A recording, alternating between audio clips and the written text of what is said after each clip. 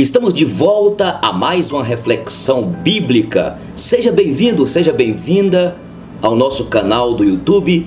E você que também me ouve nesta rádio, que bom é poder agora ter alguns momentos de reflexão bíblica com você. E eu quero dedicar esta palavra hoje aos solteiros. Você adolescente, jovem, mesmo você que está separado e está só, Deus tem uma palavra de Deus neste momento. E eu quero falar hoje sobre o tema a santificação dos solteiros. Quando Deus criou o homem, Ele já falou que a solidão não faria bem. É verdade que quando a Bíblia diz aqui em Gênesis, não é bom que o homem esteja só, far-lhe-ei uma companheira, e Deus fez Eva para Adão.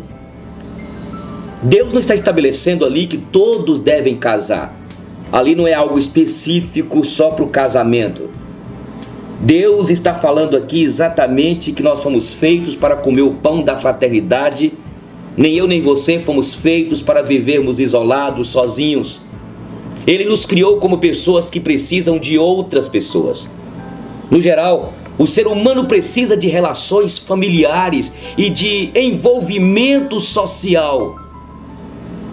Mais importante ainda é a nossa necessidade, olha bem, o mais importante é a nossa necessidade espiritual. Precisamos de relacionarmos com Deus, com o Criador.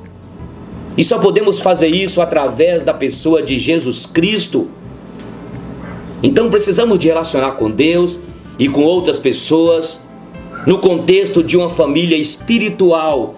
Por isso você que está congregando, você que decidiu a Jesus, ainda não tem uma igreja para congregar, procure, porque Deus nos fez para estarmos juntos, congregar, fazer parte da família que foi comprada pelo sangue do Cordeiro é importante, porque um ajuda o outro.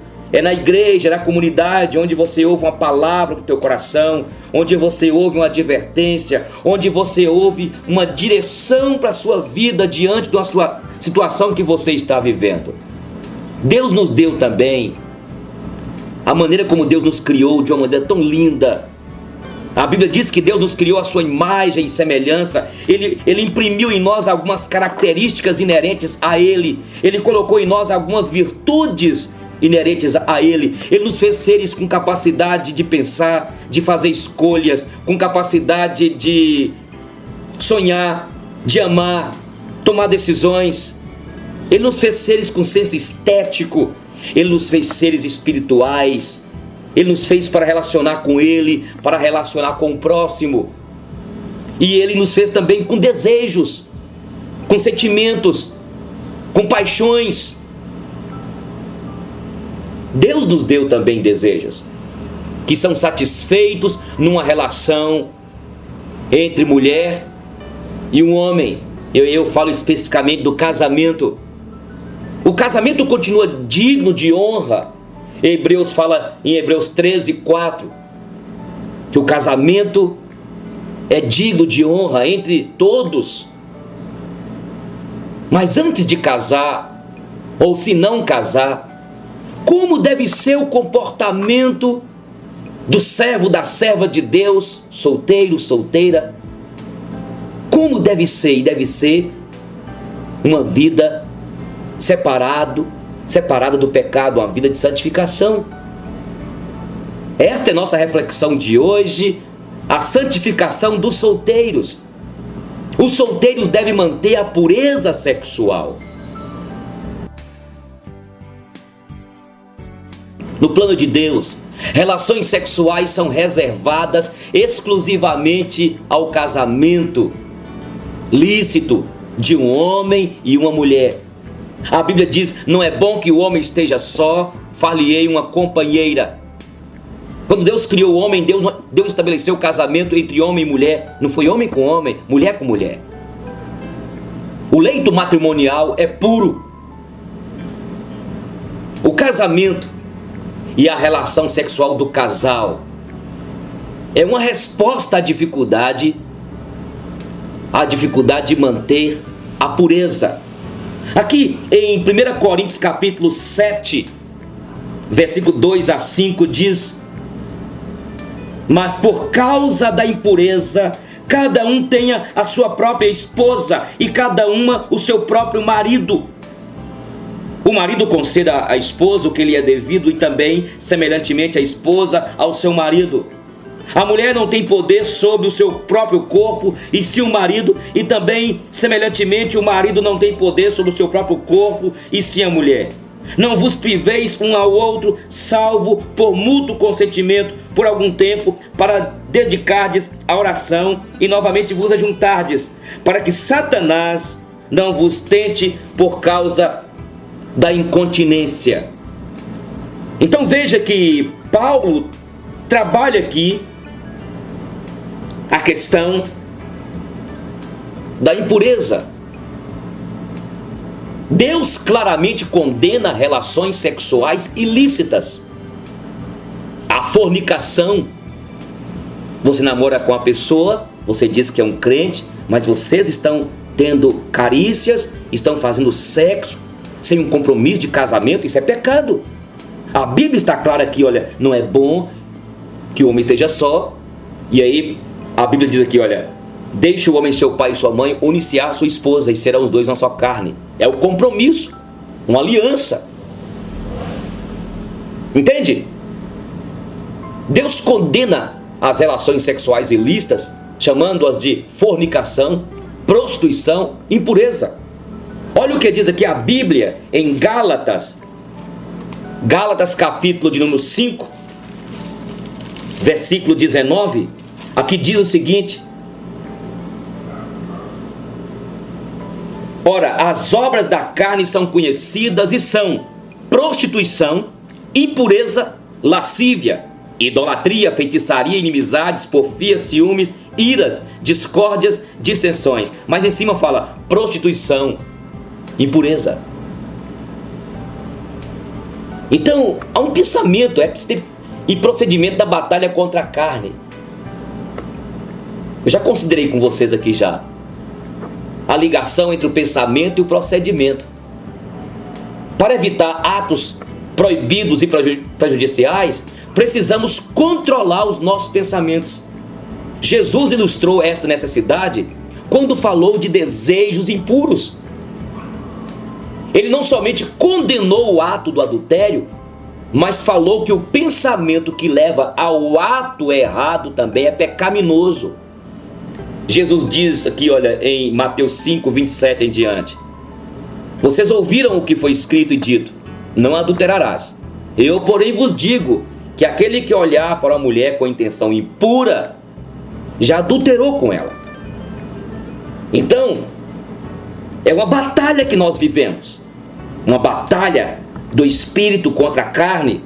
Nós vivemos em uma constante batalha, uma guerra. Não é? Vivemos numa constante batalha da carne e do espírito. E o próprio Senhor Jesus fala para vigiarmos e orarmos aqui em Mateus capítulo 26. Ele fala: vigiai e orai para que não entreis em tentação. O espírito está pronto, mas a carne é o quê? É fraca. Então precisamos, eu quero indicar para você um livro, Como Viver Bem com Deus e com Seus Impulsos Sexuais. Um livro que muito me ajudou quando jovem, quando solteiro, onde o autor fala, dá diretrizes, caminhos, aquilo que você precisa evitar para que você tenha uma espiritualidade, para que você seja sadio nesta área. Entende, querido? Querida? O discípulo de Cristo precisa enfrentar a realidade atual. Vivemos num mundo sensualizado, uma sociedade bombardeada pelo erotismo. Você sai na rua, lá está uma mulher despida. Você vai assistir um filme, lá está uma prática sexual. As novelas. Vivemos num mundo que jaz no maligno. A Bíblia diz que este mundo jaz no maligno. A Bíblia diz aqui em 1 João capítulo 2, versículo 15 em diante, que o que há neste mundo é só a concupiscência da carne, concupiscência dos olhos e soberba da vida. E aqui diz: não ameis o mundo, nem as coisas que no mundo há. Porque se alguém amar o mundo, o amor do Pai não está nele. Então vivemos num mundo erotizado. O cristão, o crente que quer proteger a sua pureza, precisa resistir às tentações de danças sensuais, o incentivo de ficar, comportamentos considerados normais no mundo aí, para os namorados, de viajarem juntos, dormirem juntos, fazerem sexo. Isso vai contra, gente, os princípios deixados aqui na palavra de Deus. Estamos tratando aqui sobre o tema a santificação dos solteiros. Aqui a Bíblia diz no Salmo 119, 9 e 10: de que maneira poderá o jovem guardar puro o seu caminho? É observando os preceitos do Senhor. Guardei a tua palavra em meu coração para não pecar contra ti. Os solteiros do mundo aí, então, podem achar normal ter muito contato físico, beijos demorados, carícias, Eles usam camisinha para a menina engravidar, a menina usa os anticoncepcionais. Esse não é o padrão que Deus deixou para nós, os filhos dele. Nós somos chamados como filhos de Deus. E aqui em Romanos capítulo 8, versículo 7 em diante, fala que aqueles que estão na carne não podem agradar a Deus. Vivendo na fornicação. A ideia de fornicação é porneia, a prostituição. Eu sei que eu estou falando com você que está chegando para a igreja. Nós temos uma direção, nós temos aqui, na verdade, uma direção da palavra de Deus. Deus deixou aqui o padrão para seguirmos. Entende? Eu volto a dizer, os solteiros do mundo aí fora, acham normal fazer sexo antes do casamento, paquera com um aqui, com outro ali. Além das atividades sensuais, o mundo oferece muitos outros estímulos para cultivar pensamentos sensuais. Além das tendências da moda de incentivar o uso de roupas sensuais, com decotes. Qualquer pessoa hoje enfrenta as influências de pornografias, fotos, filmes, músicas e literaturas sensuais. Nós não somos deste mundo aí que as pessoas vivem. Nós somos do reino dos céus. Nós não somos das trevas, nós somos da luz. Nós não somos do mundo que está em pecado, nós somos do reino. Nós não somos filhos das trevas como antes, nós somos filhos da luz, guerreiros da luz. Aqui em Efésios capítulo 2 fala que nós andávamos outrora como filhos da desobediência, obedecendo aí o príncipe deste mundo, o diabo. Mas Deus, sendo rico em misericórdia, nos deu vida. Veja bem, você que é solteiro, solteira, está sofrendo a pressão de amigos ou das atitudes da sociedade, que também incentiva a imoralidade. Por isso que a Bíblia diz aqui em Coríntios: as más companhias corrompem os bons costumes. Está aqui na palavra do Senhor. Talvez você está tendo amizade com a pessoa na sua faculdade lá, na sua classe, até mesmo pessoas entre a família, que não tem compromisso, não tem aliança com o Deus Santo, e estão te levando para o pecado, estão te levando para a vida de pecado, eles estão te levando para uma vida totalmente mundana, e você está se entregando sexualmente, entregando o seu corpo novamente à escravidão. E aqui em Romanos a palavra do Senhor nos fala para nós não oferecermos os nossos corpos novamente como objeto de escravidão. Nós não podemos nos entregar, e você jovem, adolescente, você solteiro, você não pode se entregar às paixões infames. Então, além das atividades sensuais, o mundo oferece muitos outros estímulos para cultivar pensamentos sensuais. A pressão de amigos ou das atitudes da sociedade também incentiva a imoralidade, não é? Muitas pessoas tratam os desejos sexuais como necessidades que precisam ser satisfeitas, recusando aprender como controlar e negar os próprios desejos para a glória de Deus. O desenvolvimento de diversos métodos de prevenção de algumas consequências é visto por muitos como permissão para a atividade sexual sem respeito pelos limites morais que foram impostos por aquele que nos criou e nos chamou e quer que vivamos uma vida separada, uma vida santa. Para evitar pensamentos errados, é necessário então, meu jovem, minha querida, cultivar pensamentos bons.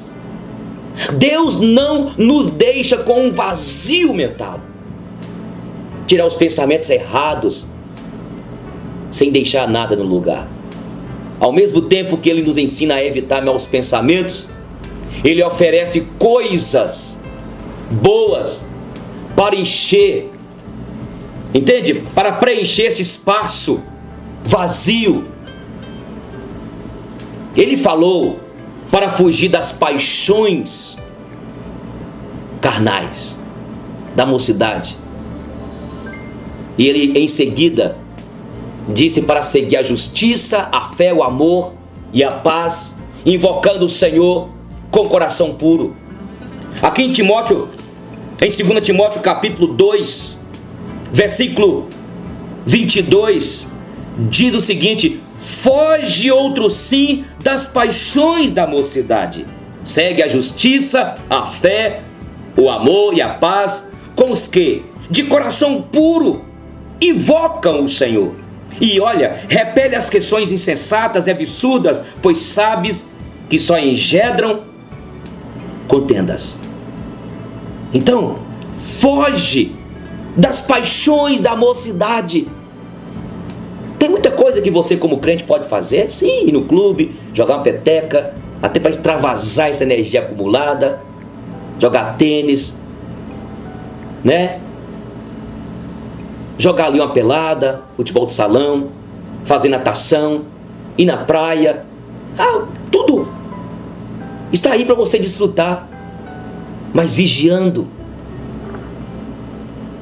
Então, aqui a Bíblia nos diz, o apóstolo Paulo, para que fujamos, você jovem, adolescente, você solteiro, solteira, fuja das paixões da mocidade. Eu quero falar com você que está me ouvindo, que está me assistindo, que namora. Como que está o teu namoro? A Bíblia diz aqui em Coríntios que aquele que, se você não consegue se controlar, é melhor você casar do que viver uma vida no pecado. Entende?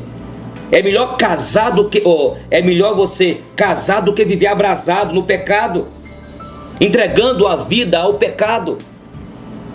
Todos, irmão, a sua irmã. E eu quero dar uma sugestão aqui para um namoro puro. Todos que namoram, é preciso respeitar, ficar debaixo da vontade de Deus e procurar preservar a própria pureza e a pureza do namorado, da namorada. Precisam definir limites no namoro com base na palavra do Senhor, para determinar regras saudáveis para seu namoro. Então é preciso você consultar em primeiro lugar a palavra de Deus. Geralmente ajuda também conversar com os pais ou com outros irmãos maduros, com o pastor, com o conselheiro, ter conversas honestas com o próprio namorado, com a namorada, para vigiar os dois. A Bíblia fala aqui que o pecado não terá domínio sobre vocês. Olha, você está namorando, procure sair em grupos ou com outros casais, especialmente com casais cristãos, especialmente quando estão a sós. Olha, evitem lugares escuros, portão de casa. canto da sala de cinema, carro estacionado, etc. Entende?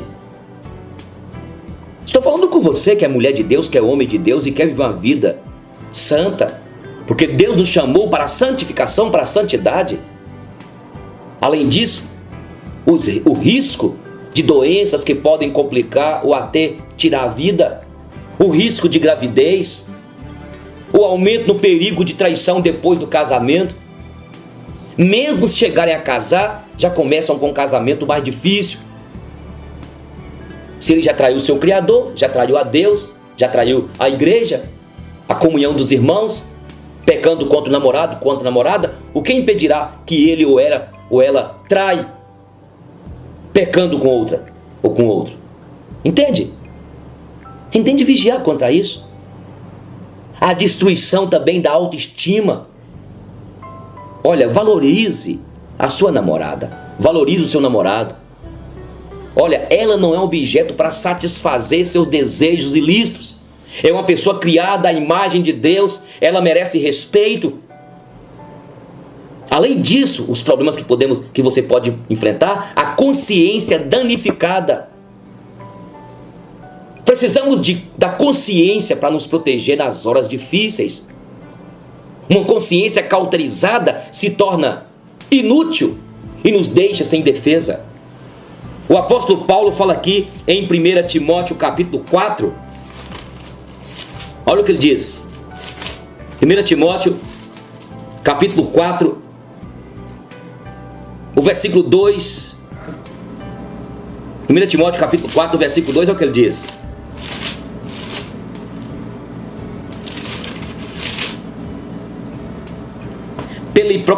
Pela hipocrisia dos que falam mentiras e que têm cauterizado a própria consciência. Pessoas que cauterizam a consciência. Quem sabe a sua consciência, meu querido, minha querida, já está cauterizada. Consciência danificada. Peça misericórdia a Deus. Cuidado. Aqui diz a Bíblia em Hebreus capítulo 3. Cuidado para que não haja entre vós perverso coração de incredulidade que vos afaste do Deus vivo. O julgamento de Deus você pode enfrentar no dia a dia. Mesmo se a pessoa achar que o sexo antes do casamento não faz mal nesta vida, né? Não tem problema. Mas será? Você tem certeza que você é salvo, que você é para os céus, é? A Bíblia diz que Deus julgará os impuros. Aqui em Hebreus capítulo 13, versículo 4 diz: Deus julgará os impuros. Então, pensando no ensinamento de Deus e no princípio do amor verdadeiro, podemos compreender um fato importante: solteiros não fazem amor. Alguns solteiros, desrespeitando a vontade de Deus, mantêm relações sexuais, mas estas relações não representam um ato de amor. São atos ilícitos, sujos, perversos e condenados pela Bíblia, pois representam rebeldia contra Deus e trazem prejuízos aos participantes solteiros e não fazem amor. Se você ama sua namorada, se você ama seu namorado, haja como cristão, como crente e ajude aquela pessoa a chegar ao céu. Ajuda a tua parceira, a tua irmã. Não defraude a tua irmã. Namore de uma maneira a se chegar a terminar, poderão manter uma amizade sadia. Muitas vezes acontece isso. Os dois se entregam ao outro, aí terminam e fica um acusando o outro, culpando ao outro. Não tem mais amizade. Não está namorando? Ainda mantém a pureza. Outros aspectos da santificação: além de manter a pureza sexual, o solteiro deve buscar santificação em todos os outros aspectos da vida. Evite, eu volto a dizer aqui, olha, evite amizades que conduzem ao pecado. A questão não é necessariamente ter ou não amigos do mundo. O próprio Jesus foi criticado por ter contato com pecadores e ele defendeu a sua decisão. Se você conseguir viver abertamente como cristão, influenciando os outros com a palavra de Deus, pode até imitar este aspecto, como aconteceu com Cristo. Mas se você for uma pessoa facilmente influenciada e levada pelos outros, melhor evitar tais amizades. É o que 1 Coríntios capítulo 15, versículo 33 diz: as más companhias corrompem os bons costumes. As más conversações corrompem os bons costumes. O Salmo 1, versículo 1 diz: bem-aventurado o homem que não anda no conselho dos ímpios, não se assenta à roda dos escarnecedores. Bem-aventurado o homem que não se assenta à roda dos escarnecedores, não anda no conselho dos ímpios. Antes o seu prazer está na lei do Senhor, e na sua lei medita de dia e de noite. Evite atividades e hábitos que corrompem seus princípios morais. Entende? Por exemplo, fique longe de bebidas e outras drogas.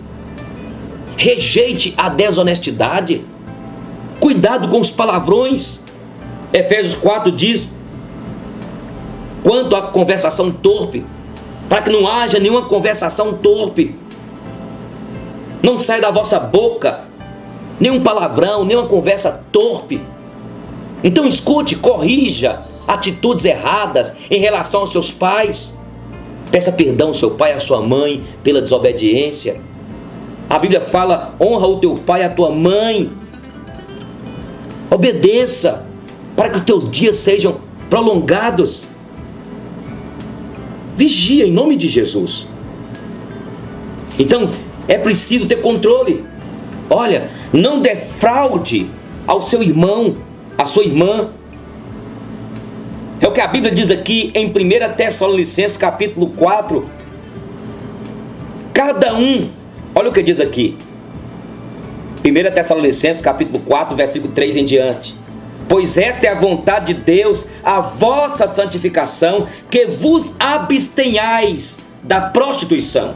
Que cada um de vós saiba possuir o próprio corpo em santificação e honra, não com o desejo de lascívia, como os gentios que não conhecem a Deus.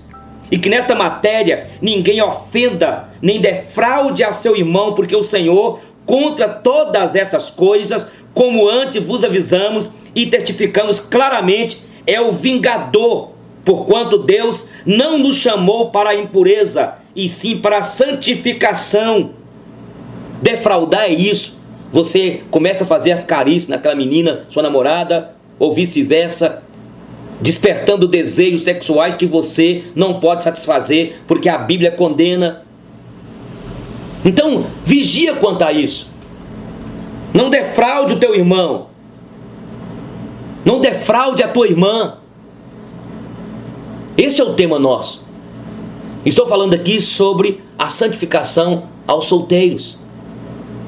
Então cultive atitudes e comportamentos espirituais. Procure sempre desenvolver o seu caráter espiritual. Aprenda a servir aos outros. Na transição de criança para adulto, precisa mudar o centro de atenção de si mesmo para Deus e para outros. Busca, em primeiro lugar, o reino de Deus. Busque o reino de Deus. Eu quero terminar e dizer, olha, foi o texto que Deus usou para me converter. Eclesiastes 12:1. Lembra-te do teu Criador nos dias da tua mocidade, antes que cheguem dias e anos dos quais dirás: não tenho neles mais prazer, não tenho neles mais contentamento. Um médico entrou no hospital com pressa, depois de ser chamado a uma cirurgia de emergência. Ele respondeu ao chamado o mais rápido possível. Mudou de roupas e foi diretamente para o bloco cirúrgico. Ele encontrou o pai do menino indo e vindo na sala de espera do médico. Depois de vê-lo, o pai gritou: por que você tomou todo esse tempo para vir? Não sabia que a vida de meu filho está em perigo? Você não tem senso de responsabilidade, doutor. O médico sorriu e disse: desculpe-me, eu não estava no hospital e eu vim o mais rápido que pude, depois de receber a chamada. E agora, eu gostaria que você se acalmasse para que eu possa fazer o meu trabalho. Me acalmar? E se fosse seu filho quem estivesse nesta sala agora, você estaria calmo? Se o seu filho fosse agora o que estivesse morrendo, disse o pai irritado. O médico sorriu novamente e respondeu: eu vou dizer o que disse Jó na Bíblia: do pó viemos e ao pó voltaremos. Bendito seja o nome de Deus. Os médicos não podem prolongar a vida, mas eu vou interceder. Quando penso em você, me sinto flutuar. Me sinto alcançar as nuvens, tocar as estrelas, morar no céu. Tento apenas superar a imensa saudade que me arrasa o coração, mas que vem junto com as doces lembranças do teu ser. Lembrando dos momentos em que juntos nosso amor se conjugava em uma só pessoa, nós. É através desse tal sentimento, a saudade, que sobrevivo quando estou longe de você. Ela é o alimento do amor que encontra-se distante. A delicadeza de tuas palavras contrasta com a imensidão do teu sentimento. Meu ciúme se abranda com tuas juras e promessas de amor eterno. A longa distância apenas serve para unir o nosso amor. A saudade serve para me dar a absoluta certeza de que ficaremos para sempre unidos. E nesse momento de saudade, quando penso em você, quando tudo está machucando o meu coração e acho que não tenho mais forças para continuar, eis que surge tua doce presença com o esplendor de um anjo e me envolvendo com uma suave brisa aconchegante. Tudo isso acontece porque amo e penso em você. O carpinteiro.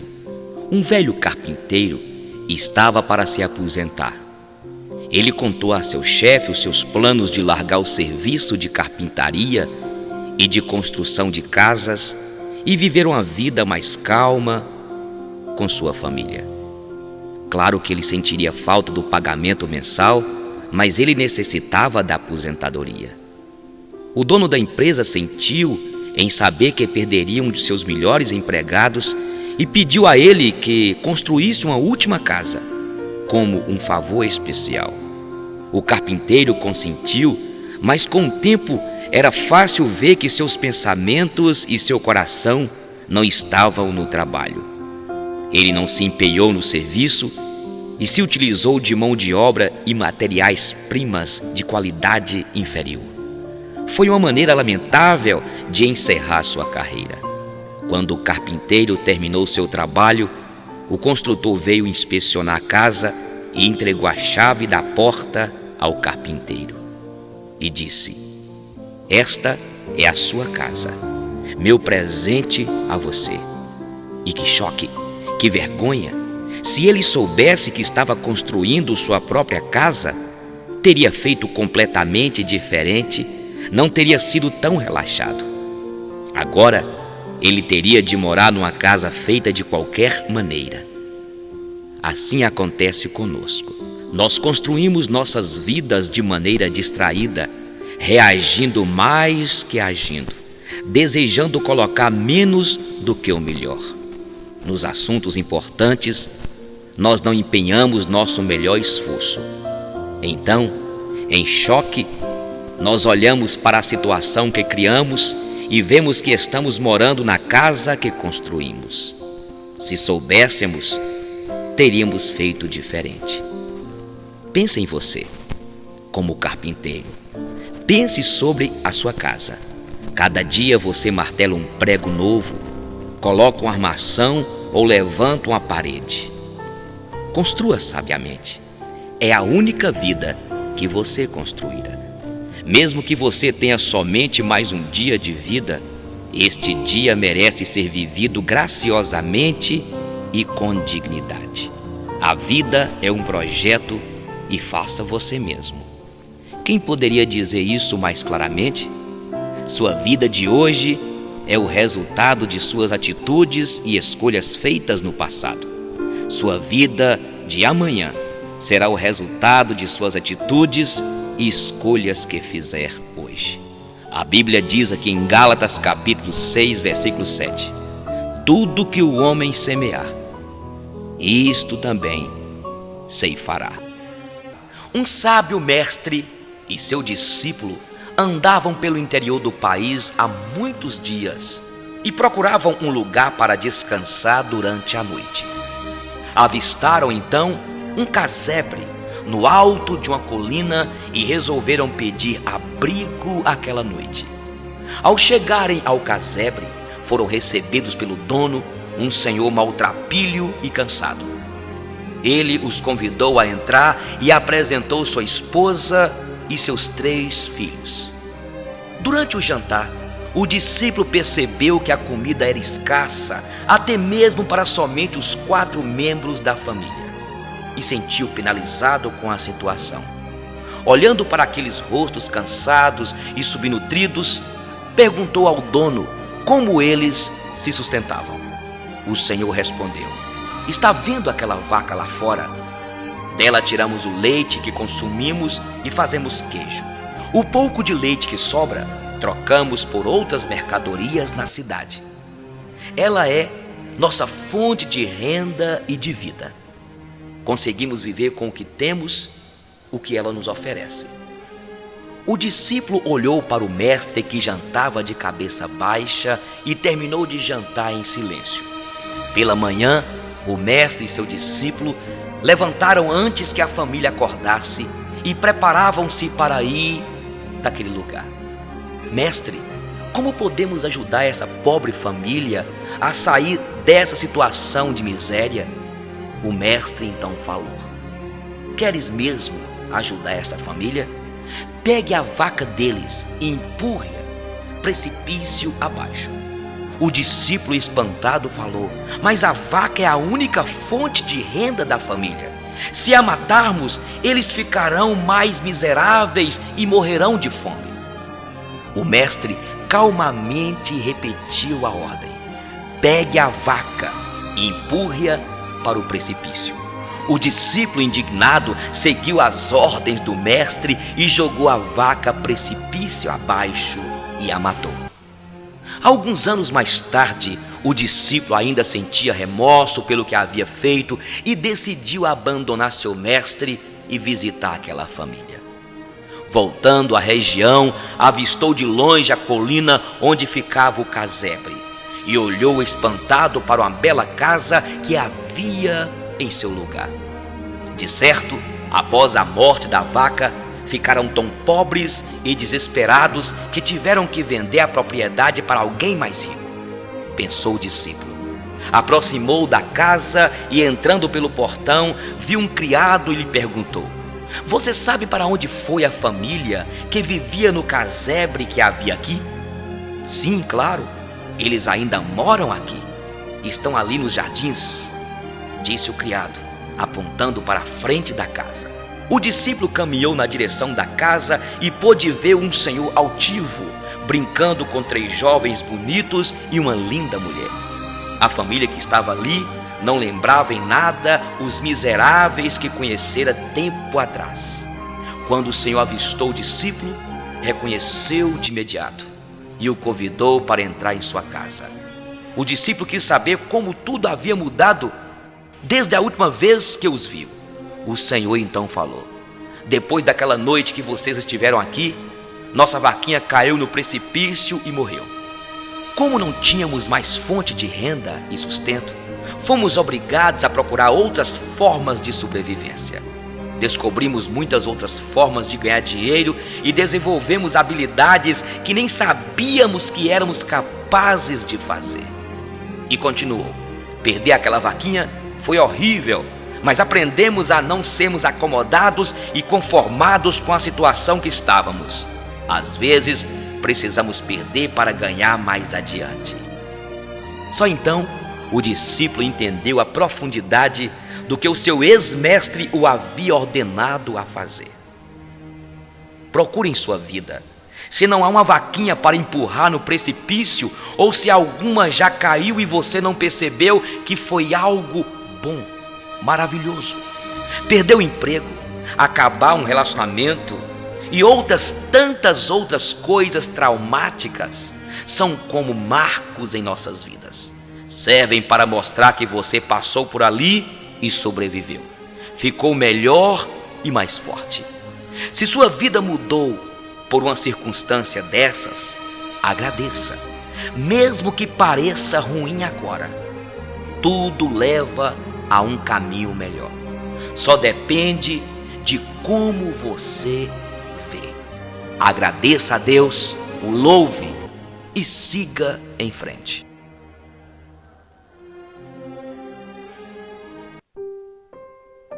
Como agir com sabedoria em situações propícias e adversas? Melhor é a boa fama do que o melhor perfume, e o dia da morte do que o dia do nascimento.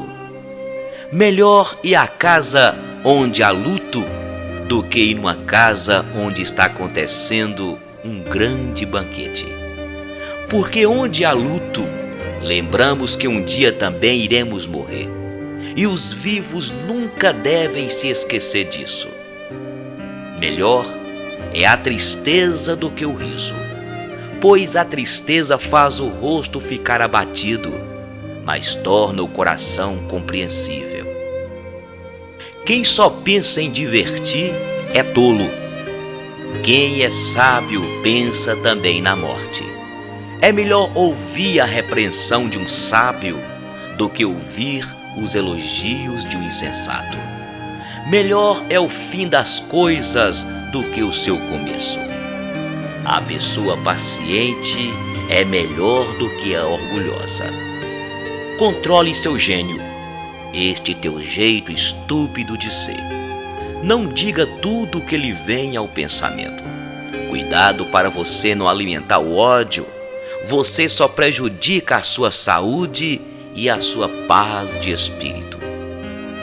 Se queres ser feliz, não fique perguntando para si mesmo por que os dias passados foram melhores do que os dias de hoje. Por que fui feliz ontem e hoje não sou? Esta pergunta não é nada inteligente e nem original.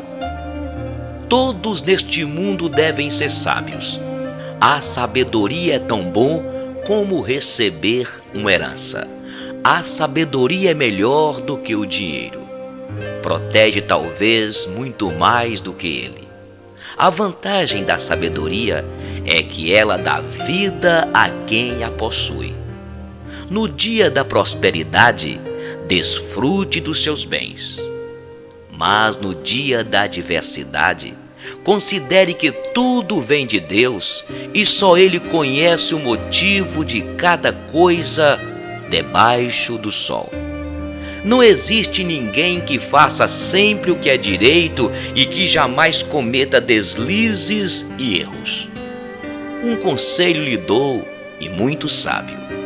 Não fique escutando tudo o que dizem ao seu respeito e as notícias maliciosas sobre as pessoas. Você poderá ouvir um dia, ouvir o seu empregado falar mal de você. Mas pense bem, será que você não tem até com frequência falado mal dos outros? Usei a minha sabedoria para chegar a todas estas conclusões. Estava resolvido a ser sábio, mas tenho que confessar que jamais consegui alcançar a verdadeira sabedoria, pois só em Deus ela está inteira e sem retoques. Como pode alguém afinal descobrir o profundo e complicado sentido da vida? No entanto, sempre estive resolvido a estudar e conhecer as coisas o mais profunda e sensamente possível. Queria encontrar respostas para as mesmas perguntas, saber a razão de serem a maldade e a falta de juízo, esta loucura. Devo dizer que encontrei uma coisa mais amarga do que a morte. Um certo tipo de mulher, cujo coração é uma armadilha, uma rede para pegar o tolo. Seus braços são correntes para prendê-lo. O homem que procura agradar o Senhor consegue fugir dela. Mas o fraco e o perverso, este cai no seu laço de morte e se torna o seu prisioneiro. Descobri isso pouco a pouco, quando procurei respostas para as minhas perguntas. Procurei outras respostas, mas não achei nenhuma. Entre 1000 homens, encontrei um em quem eu poderia confiar. Tudo o que aprendi se resume nisto: Deus nos fez simples e direito, mas nós complicamos tudo. Somente os sábios sabem explicar as coisas. A sabedoria de uma pessoa brilha no seu rosto e a torna atraente, ainda que desprovida de beleza.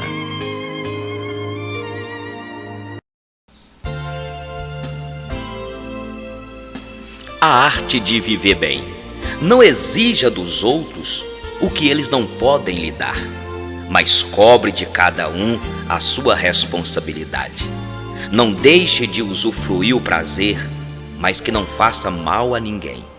Não pegue mais do que você precisa, mas lute pelos seus direitos. Não olhe as pessoas só com seus olhos, mas olhe-se também com os olhos delas. Não fique ensinando sempre, você pode aprender muito mais. Não desanime perante o fracasso, supere-se, o transformando em aprendizado. Não se aproveite de quem se esforça tanto, ele pode estar fazendo o que você deixou de fazer. Não estrague um programa diferente com seu mau humor, descubra a alegria da novidade. Não deixe a vida se esvair pela torneira, pode faltar aos outros. O amor pode absorver muitos sofrimentos, menos a falta de respeito a si mesmo.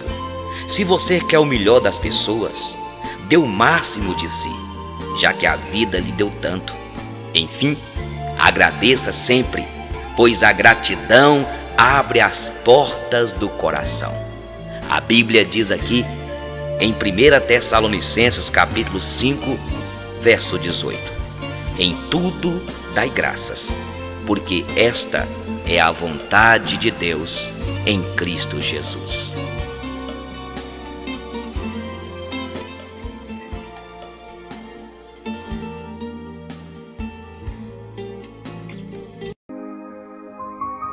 Mais um dia raiou, é um novo dia. Veja que todos os dias Deus pinta um cenário diferente nos céus, anunciando que Ele sempre faz tudo novo. Os céus e a terra mais uma vez proclamam a glória e o poder de Deus. No desabrochar de uma flor, no canto de um pássaro, no cair do orvalho, no voar de uma linda borboleta, Deus relembra o homem que Ele continua cuidando de cada uma das suas criaturas. O luar cor de prata que ilumina os céus, o brilho das estrelas na infinita escuridão, a cada nascer do sol, o sorriso meigo de uma criança, é a revelação de Deus às suas criaturas, que Ele é bom, fiel, e sua benignidade dura para sempre.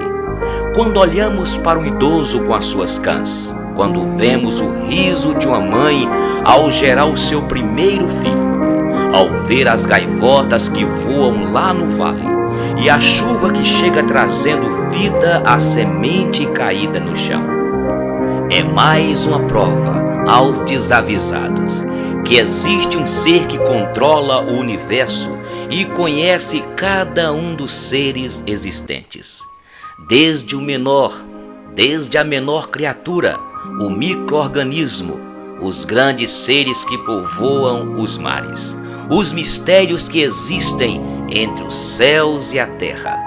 Só Ele consegue desvendar. Ele sonda e conhece cada coração. O pensamento já não chegou à mente e Ele conhece, decifra e frustra os planos dos homens gananciosos. Ele sabe quando me assento e quando me levanto, o andar, os planos e o deitar de cada um. Uma folha de uma árvore, um fio de cabelo não cai no chão, sendo que ele não saiba. Até mesmo as regiões de solidão da nossa alma, ele prescruta. Os nossos segredos não lhe são ocultos. Mas um dia chegou. Desfrute-o, viva-o, viva intensamente este dia, porque talvez este será o último dia que Deus te dá para você viver com quem você ama e quem Ele colocou ao seu lado. Celebre hoje com a sua família mais este dia. Brinde com seus amigos. Não deixe passar este dia sem trazer à sua memória as promessas deste Deus que tem o controle de todas as coisas. As suas misericórdias se renovaram nesta manhã. São a causa de não sermos consumidos. Elas não têm fim. Isto porque são eternas. Se renovam a cada manhã. Grande é a fidelidade de Deus. Apesar de sermos tão maus, rebeldes e desobedientes, Ele não nos nega o seu perdão e o seu amor. Não deixa de cumprir as suas promessas. Olhai os lírios do campo, olhai as aves dos céus. Não fiam, não tecem e não guardam para o amanhã o seu sustento. Sabem que Deus não vai lhes deixar faltar. O que te preocupa? O que te deixa inquieto e querendo retroceder? Aquietai e sabei que o Senhor é Deus.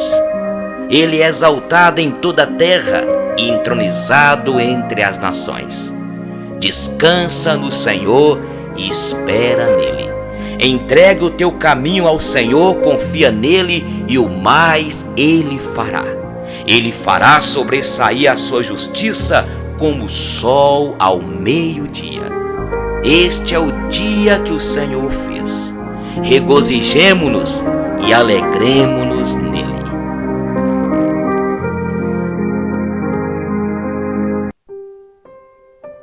Tudo passará.